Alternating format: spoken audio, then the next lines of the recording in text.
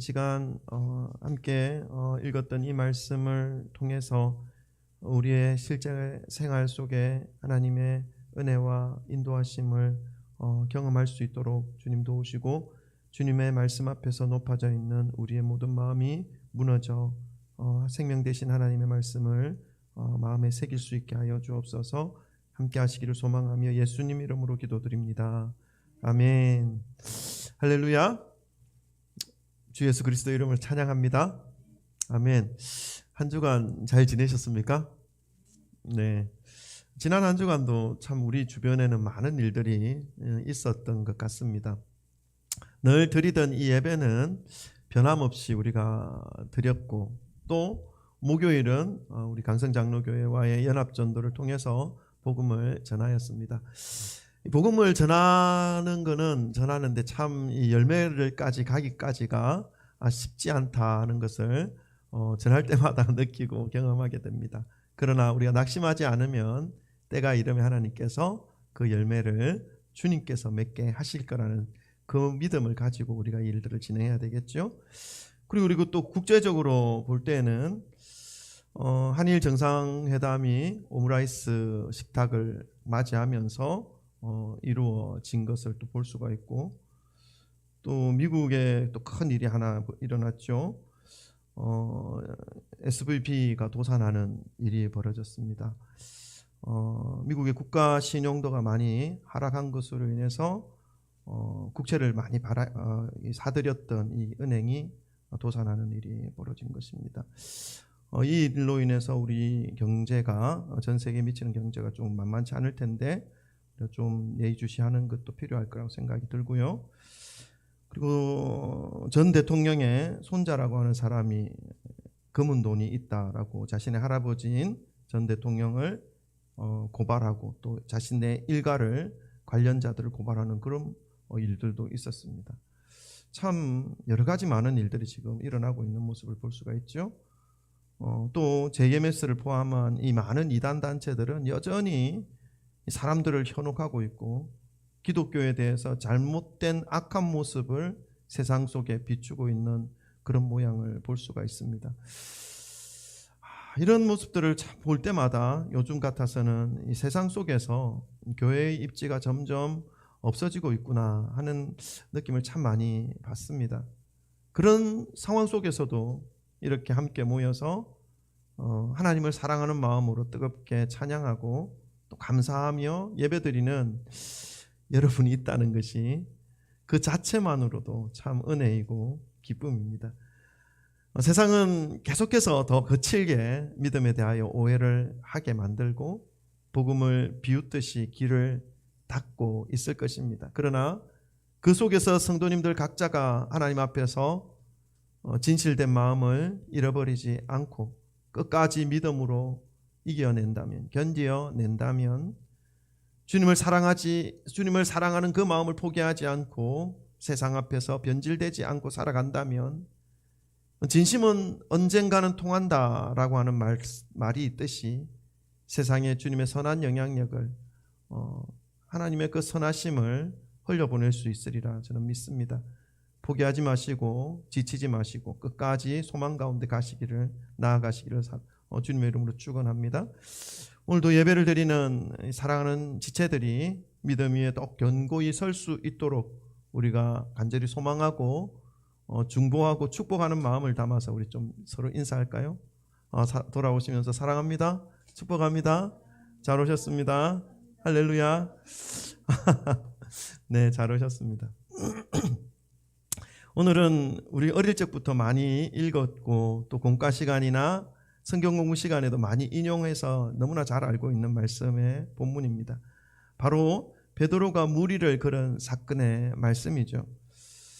이런 말씀을 읽을 때마다 학교에서 공부를 좀 제법 한 사람들은 참 많은 생각들을 머리에 떠올립니다. 만유인력의 법칙, 중력의 법칙, 무리를 걷기 위해서는 무리의 이 표면 장력보다 더 가벼운 질량이 되어야 되는데 하는 것들, 무거운 인간이 무리를 걷기 위해서는 엄청난 속력으로 팍 가거나 아니면 발걸음을 선풍기가 돌아가는 것처럼 1초에 200번 정도 팍 돌아가는 그러한 발이 되면은 물 위에 뜰 수도 있겠지만 도저히 불가능한 거죠. 사람의 힘으로는 불가능한 일이라 단정지을 수 있습니다. 그런데 오늘 본문 말씀에서 이 일을 이루어낸 사람이 있다라고 소개하고 있습니다. 어떤 물리학적인 능력을 발휘해서 이 일을 이루어낸 것이 아니라 예수 그리스도를 바라봄으로 이 일을 했던 사람에 대하여 소개하고 있죠. 근데 이 말씀을 우리가 잘 봐야 합니다. 이 말씀은 베드로의 어떤 그러한 능력을 소개하는 말씀이 아니죠. 이 말씀은 단순히 베드로가 무리를 걸었다는 사실을 알려주기 위한 말씀이 아니라 지금 어려움에 처해 있는 제자들에게, 그리고 2000년이 지났지만 오늘날에도 인생의 큰 절망과 위기 속에 놓여져 있는 그 성도들, 그 심령들에게 하나님의 예수 그리스도께서 어떻게 그 일을 이겨낼 수 있게 하실는지, 그러한 말씀에 초점을 맞추어서 우리가 말씀을 보아야 하는 것입니다. 예수님께서 구원해 주시고 예수님께서 해결해 주시는 그 예수님의 능력으로 우리가 초점을 맞춰서 말씀을 보아야 하는 것이죠. 오늘은 이 본문 말씀을 통해서 예수님께서 주시는 이 메시지를 함께 받고 믿음으로 마음에 새기심으로 이 땅에서 살아가는 모든 순간순간 동안 말씀의 능력을 힘입어서 인생의 풍파 위기와 여러 가지 많은 문제를 이겨낼 수 있는 지혜를 얻으시기를 주님의 이름으로 축원합니다. 먼저 우리가 오늘 말씀을 통해서 깨달아야 하는 것이 있습니다. 그것은 인생이 마라톤이라고 하는 말이 있듯이 오르막이 있고 목마름이 있는 길이다라는 것을 우리가 먼저 알아야 하는 것이죠. 본문 말씀 14장 22절에서 24절 말씀도 그러한 내용의 말씀이 기록되어져 있습니다. 우리 한번 22절부터 24절을 한번 읽어볼까요? 22절부터 24절 다 같이 함께 읽겠습니다. 시작. 예수께서 즉시 제자들을 재촉하사 자기가 무리를 보내는 동안에 배를 타고 앞서 건너편으로 가게 하시고 무리를 보내신 후에 기도하러 따로 산에 올라가시니라. 저물매 거기 혼자 계시더니 배가 이미 육지에서 술이 떠나서 바람이 거스름으로 물결로 말미암아 고난을 당하더라. 아멘. 우리 읽으신 이 말씀 바로 앞에 어떤 말씀이 등장하는가 하면 바로 앞부분에 예수님께서 물고기 2마리와 보리떡 5개로 5,000명, 남자만 5,000명을 먹이시고 12광주리를 남기시는 오병이어의 예수님의 능력에 대한 말씀을 기록하고 있습니다. 이 예수님의 능력을 제자들이 다 눈으로 목격했죠. 그리고 예수님께서 뒷정리를 하시고 그 다음 사역을 위해서 제자들을 먼저 갈릴리 건너편 마을로 보내시고 홀로 기도하러 나아가시는 그러한 모습을 볼 수가 있습니다. 제자들은 예수님의 말씀에 순종하였고 밤배를 타고 갈릴리 그 큰 넓은 호수를 가로질러서 건너편 마을로 가고 있었습니다. 날은 이미 저물렀고 배는 육지에서부터 꽤 많이 멀어져 왔습니다. 예수님이 나중에 배 앞에 등장하는 그때 사경이라고 얘기하는 걸 보면 우리가 밤을 1경, 2경, 3경, 4경으로 나눌 수 있습니다. 그러니까 사경이면 깊은 새벽이라는 의미입니다.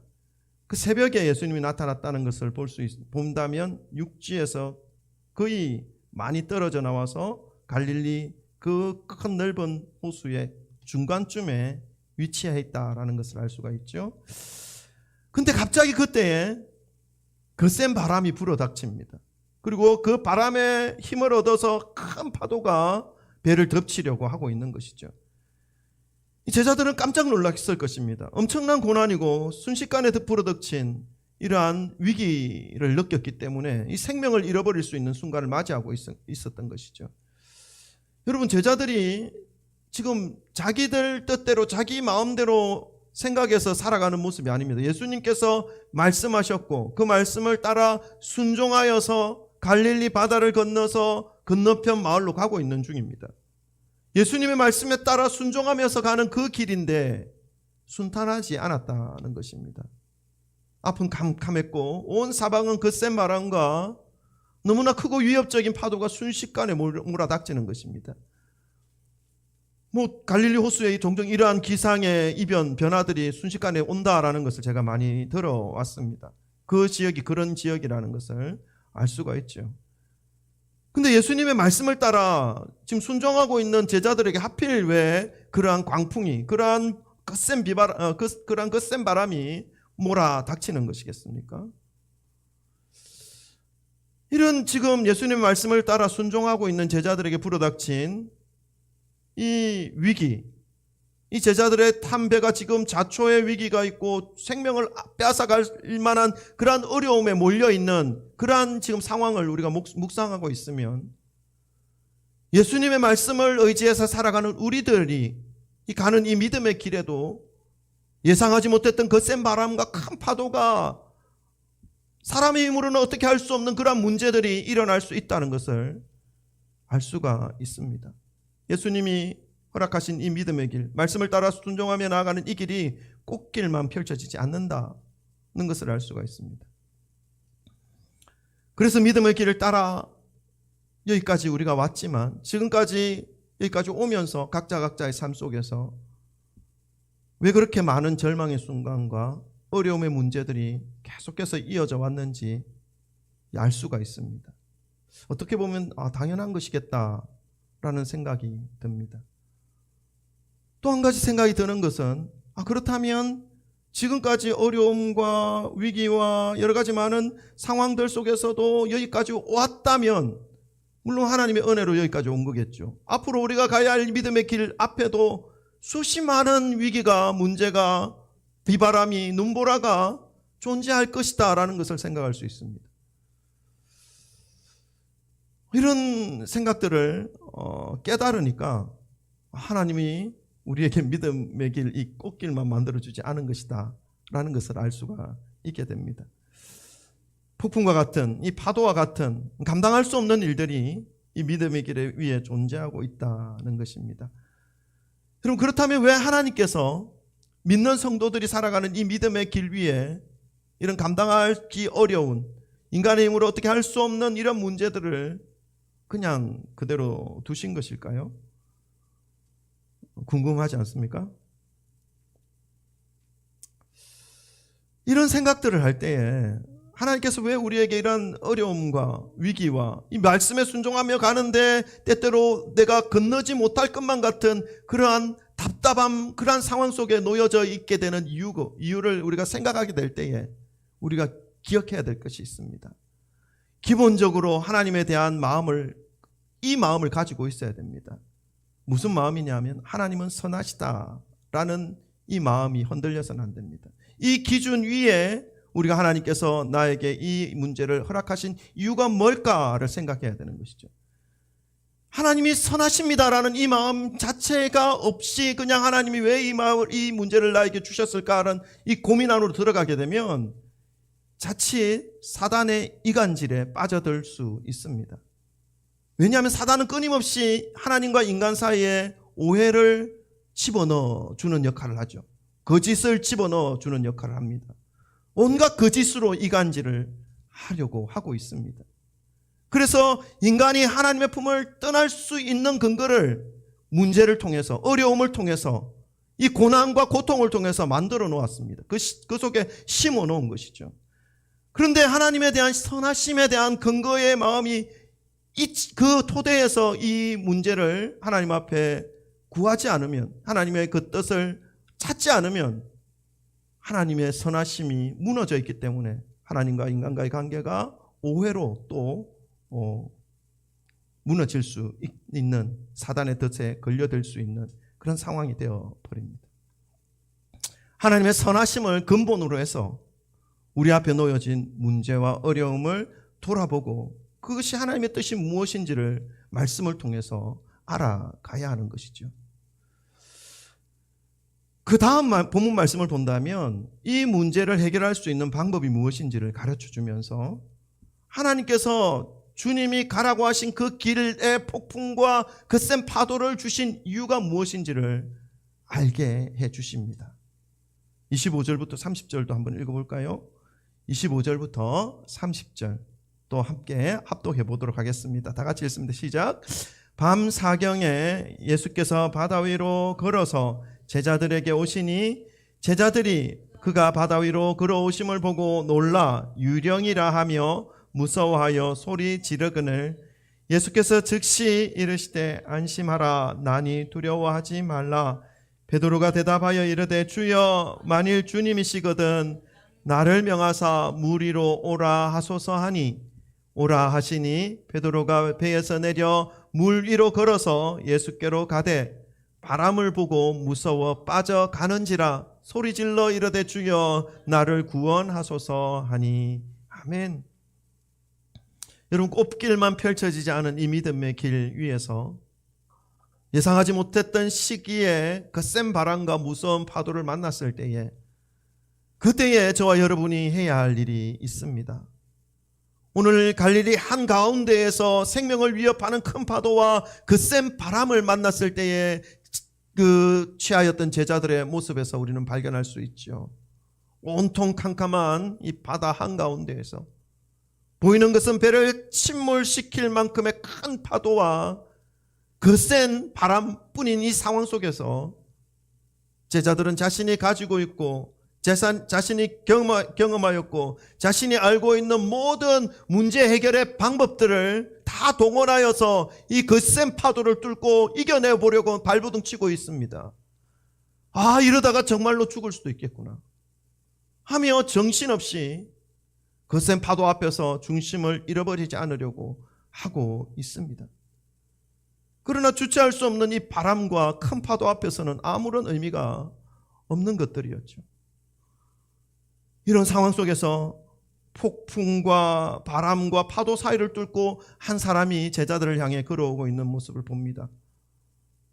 두려움과 죽음의 공포에 휩싸여 있는 이 제자들의 눈에는 더 큰 공포로 다가온 것이죠. 마치 유령이 다가오는 것처럼 여겨진 것입니다. 그러자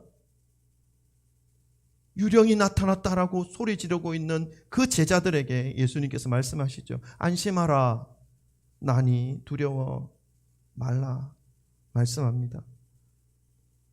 다가오시는 분이 예수님이라는 말을 듣자마자 베드로가 예수님을 향하여 말합니다. 만약 예수님이시라면 저에게 물 위로 오라고 명령해 주십시오 말하죠. 이 말은 베드로가 지금 얼마나 두려워하고 있는지, 얼마나 지금 무서워하고 있는지를 표현하고 있는 말입니다. 자신의 마음을 지금 표현하고 있는 것이죠. 마치 어린아이가 길을 잃어서 온통 너무나 큰 세상 앞에서 혼자 덩그러니 놓여져 있고 어디를 가야 할지 알지 못하는 그런 상황 속에서 어머니를 발견한 것처럼 찾아 헤매이고 내 인생 어떻게 될지 모르는 막막함 속에 있는데 마치 그 앞에 엄마가 나타난 것처럼 예수님을 맞이하는 베드로의 모습인 것입니다. 어머니 품만 있으면 졸지 말라는 뜻입니다. 어머니 품 안에만 있으면 지금의 모든 불안함, 지금의 모든 무서움 완전히 사라지지 않습니까? 어린아이에게 있어서 하늘이 무너지는 것보다 엄마가 없는 것이 더 큰 문제이죠. 하늘이 무너지는 한이 있어도 엄마가 있으면 어린아이는 평안함을 누립니다. 그것처럼 예수님이 나타나신 것이죠. 베드로 역시 마찬가지입니다. 예수님께로만 간다면, 예수님께서 함께 해주시기만 한다면 지금의 이 풍랑과 그 센 파도, 무서움과 이 공포는 완전히 사라질 것을 베드로는 믿었습니다. 확신했습니다. 그래서 예수님이 맞으시다면 저를 불러 바다 위로 걸어갈 수 있도록 주님께로 갈 수 있도록 해주십시오 하는 것이죠. 여러분, 그렇습니다. 문제 속에 있을 때에 두려움과 공포 속에서 한없이 약해지는 것 같고 부정적인 생각들이 끊임없이 꼬리에 꼬리를 물고 이어지고 있을 때에 우리의 생각과 지식과 경험이 그 모든 부정적인 것들을 해결할 수 있는 힘이 되어지지 않는다는 것을 알게 되는 순간 더 큰 두려움에 몰리게 되죠. 그때에 저와 여러분이 해야 할 것이 있습니다. 그 문제 가운데에서 다가오시는 예수님을 바라보는 것입니다. 온통 걱정으로 휩싸여 있을 때에 그 걱정과 근심의 중심에서 벗어나서 나와 함께 계시고 어느새 나의 옆에 계신 나의 주님, 나의 주인님이신 예수님을 바라보는 것입니다. 주님이 문제보다 더 크신 분이기 때문에 그렇습니다.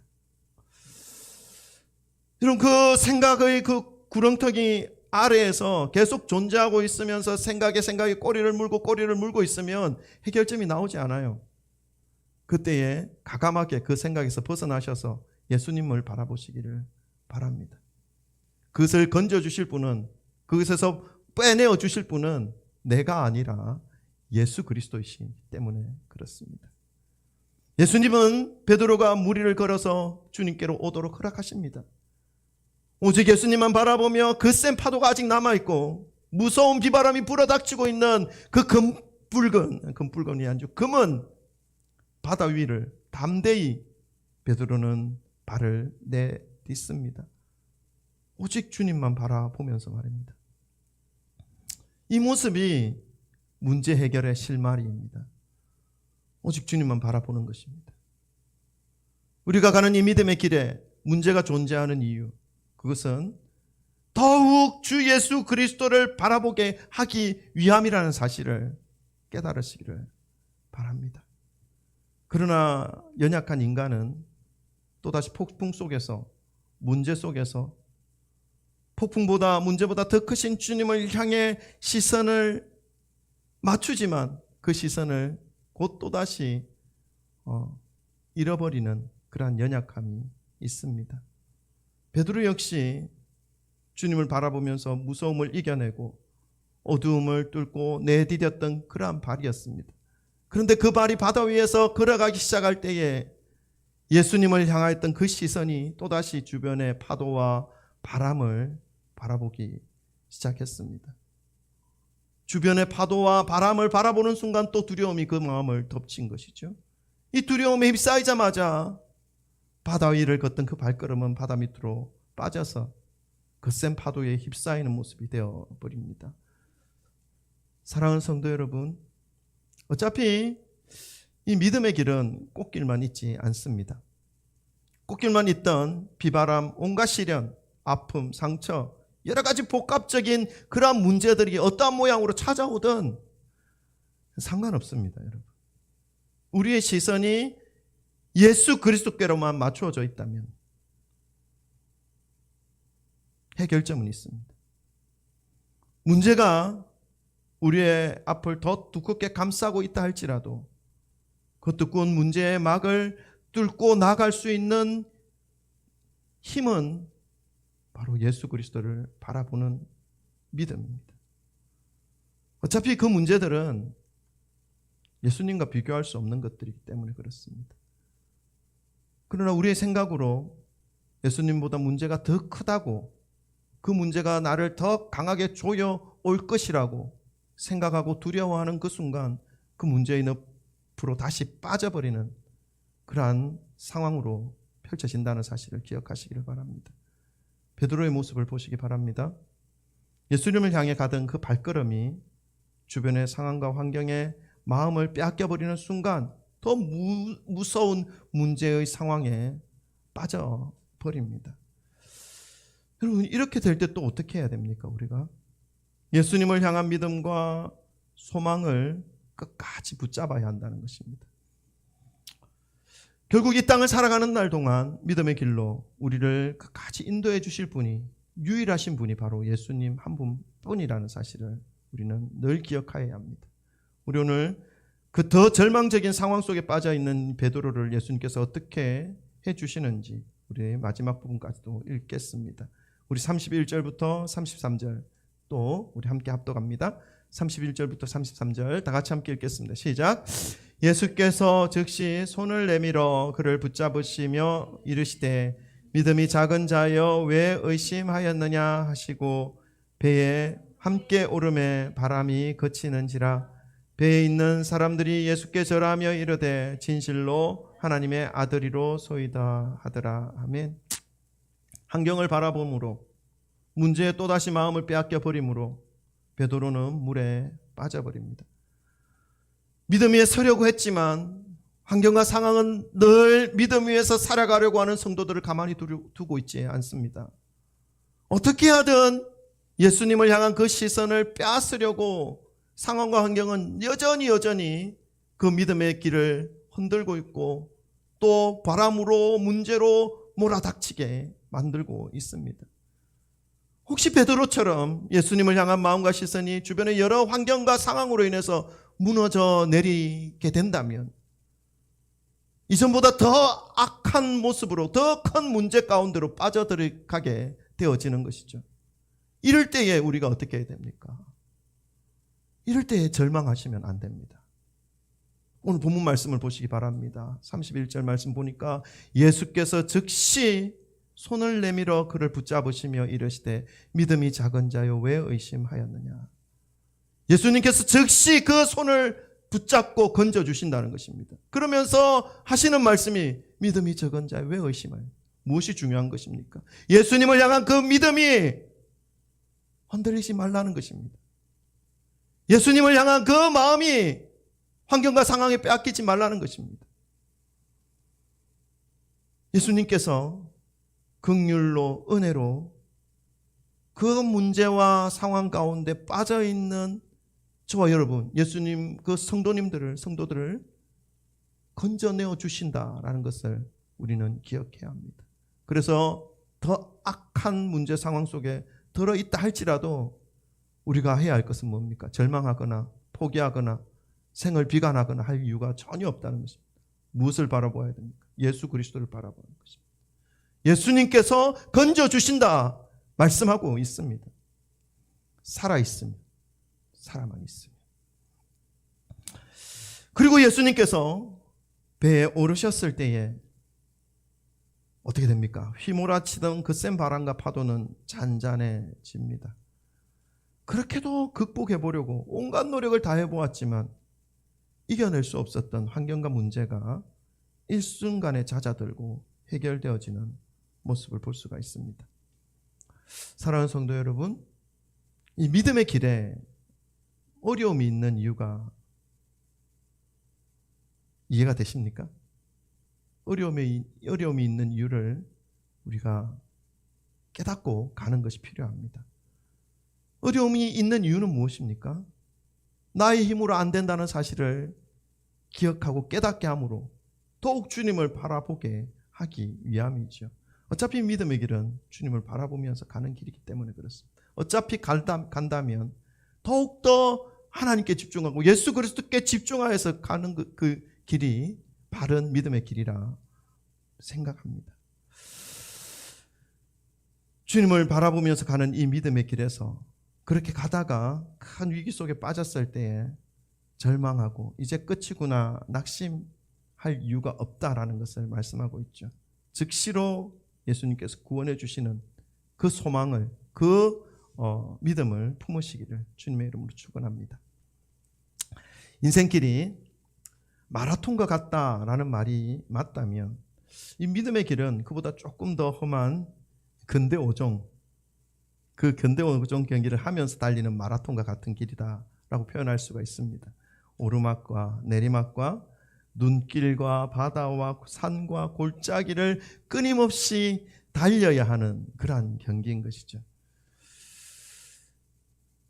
이러한 믿음의 경기를 하고 있는 성도들이 더 이상 발을 내디딜 수 없는 한계의 상황 속에 놓여질 때에 해야 할 일이 있다는 것을 오늘 본문 말씀은 우리에게 가르쳐주고 있습니다.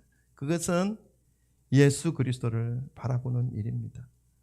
바라는 것은 마지막 결성점까지 예수 그리스도를 바라보심으로 이 믿음의 길을 힘있게 예수께서 건져주실 것이다. 내가 발을 내디딜 수 없는 그 한계 상황 속에 놓여져 있을 때 예수님께서 건져주실 것이다 라고 하는 그 소망을 품으시고 끝까지 믿음의 길을, 믿음의 발걸음을 내딛기를 멈추지 마시기를 주님의 이름으로 축원합니다.